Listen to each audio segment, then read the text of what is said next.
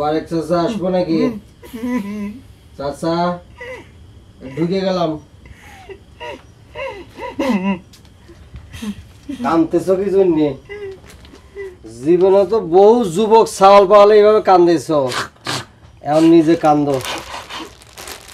এই নাও তোমার বিয়ের পাঞ্জাবি আর পায়জামা নিয়ে আসছি নতুন, পরে নাও। ধাক্কা দিয়ে ফেললে তো হবে না, গ্রাম শুদ্ধ লোক জানে গেছে তোমার অপকর্মের কথা, পরে নাও। শোনো, গিনির দুই ভাই আছে না হাতির মতো, মিঠু আর মনির, চাহিদা হবে না, খারে দিছে। জলদি পড়ো, জান বাঁচাতে হবে।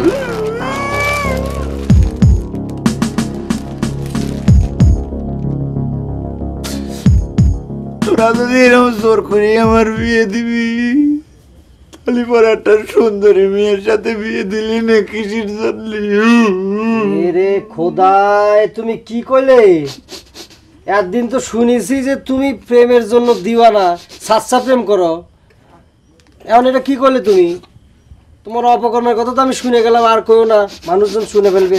এই পড়ে নাও, না বললে কিন্তু মিঠু আর মনির আসতেছে, আমি ইয়ে করছি।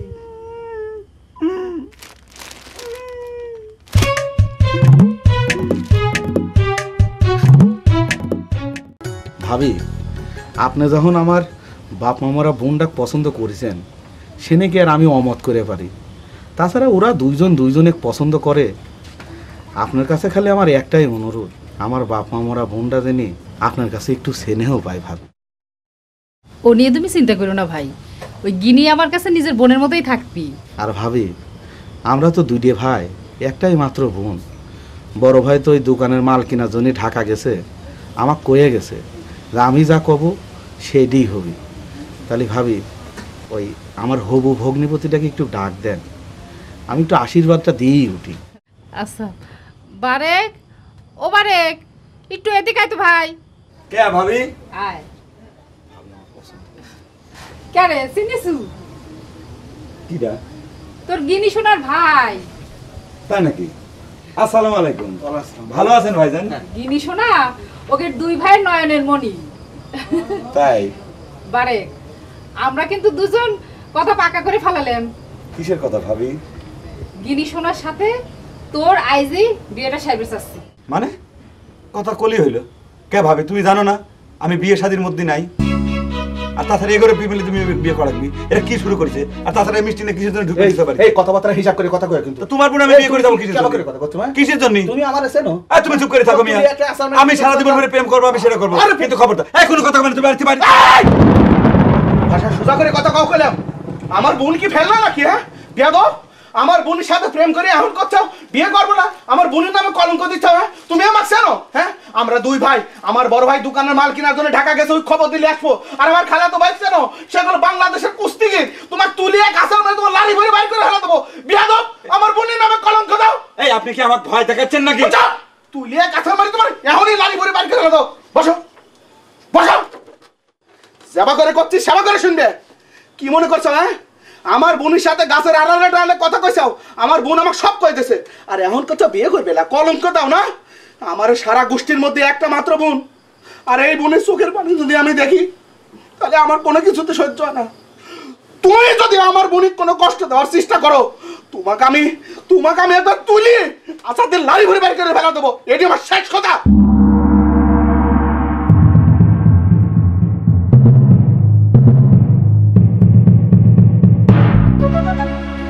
ভাবি পানি খাবো।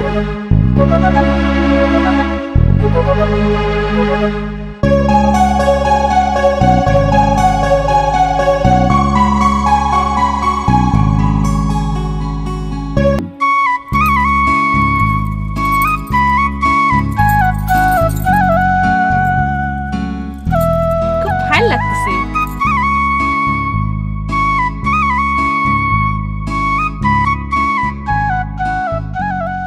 আনিবা, তোর বিয়েতেও কিন্তু আমি সাজাবো, বিপদটা কিন্তু কয় রাখবি।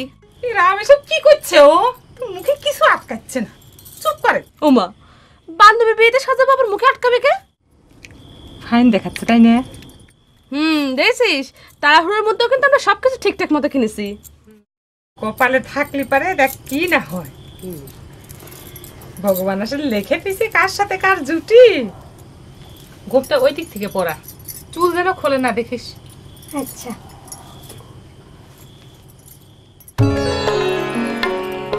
কেমন লাগছে? এরকম লজ্জা পাচ্ছে, দেখছিস কিরম করে লজ্জা পাচ্ছে।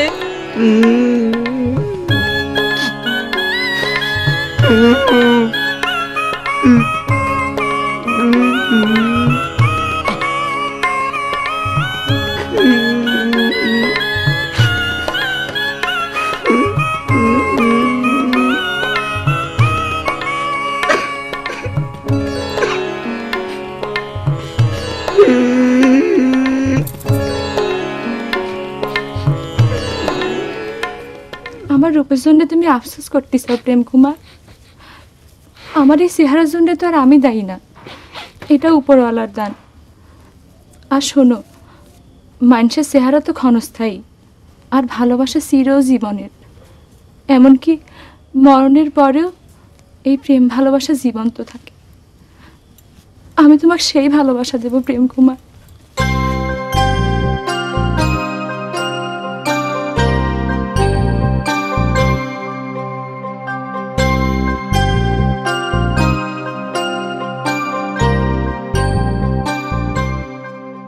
আমার ভয় করছে, ভিতরে কি জানি হচ্ছে, কোনো আওয়াজ নাই কিসের জন্য? ফিটফিট হয়ে গেছে নাকি কোনো? আরে কি যে করছো, আমার তো খুশিতে একেবারে ডগডগ। আমার আর সুলেখার রাস্তা একেবারে কিল্লা।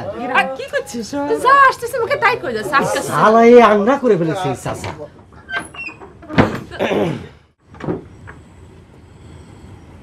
বদলু ঠাটা, মজনু,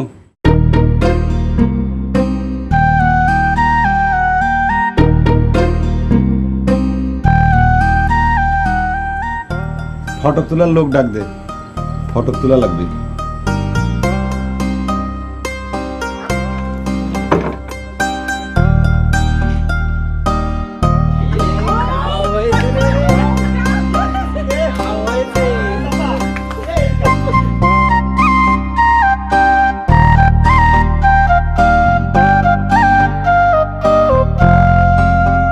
ওই ক্যামেরাটা আইনে ওই বন্ধ দরজার একটা ছবি তুলে নেই। লজ্জা করছে আমার।